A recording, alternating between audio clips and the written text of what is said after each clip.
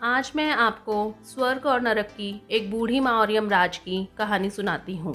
एक बार एक बूढ़ी औरत को उसकी ज़िंदगी भर की अच्छाइयों के बदले फरिश्तों ने उसकी एक ख्वाहिश पूरी करने की मंजूरी दी। उस बूढ़ी औरत ने फरिश्तों से कहा कि मैं मरने से पहले एक बार स्वर्ग और नरक दोनों की यात्रा करना चाहती हूँ। फरिश्तों ने उस औरत की ख्वाहिश पूरी करने का वचन दिया और उसे अगले ही क्षण एक बहुत बड़े भोजन कक्ष में ले गया, जहाँ पर बहुत विशाल डाइनिंग टेबल थे।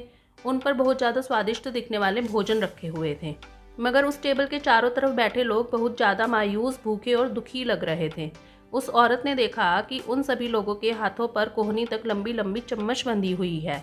वह लोग जब भी उस चम्मच से खाना उठाकर अपने मुंह तक ले जाने का प्रयास करते तो उनकी कोहनी मुड़ नहीं पाती और खाना उनके मुंह तक कभी पहुंच नहीं पाता।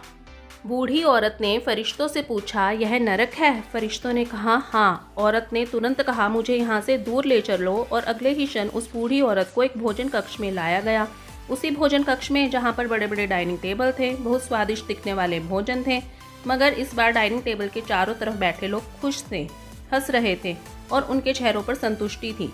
बूढ़ी औरत ने फरिश्तों से कहा, यह तो वही भोजन कक्ष है, वही भोजन है, वही ड्रिंक्स है, मगर फ़र्क इतना है कि यहाँ के लोग खुश दिख रहे हैं। ऐसा क्यों है? क्या इन लोगों की कोहनी से चम्मच नहीं बंधी है? फरिश्तों ने उस औरत से कहा, ध्यान से देखो, इन लोगों के हाथों से भी कोहनियों तक चम्मच बंधी हुई है। फ़र्क सिर्फ इतना है कि इन लोगों ने एक दूसरे को खाना खिलाना सीख लिया है। दोस्तों, इस छोटी सी कहानी की तरह ही हम चाहे तो अपने जीवन में इसी पृथ्वी पर ही स्वर्ग या नरक दोनों का अनुभव कर सकते हैं।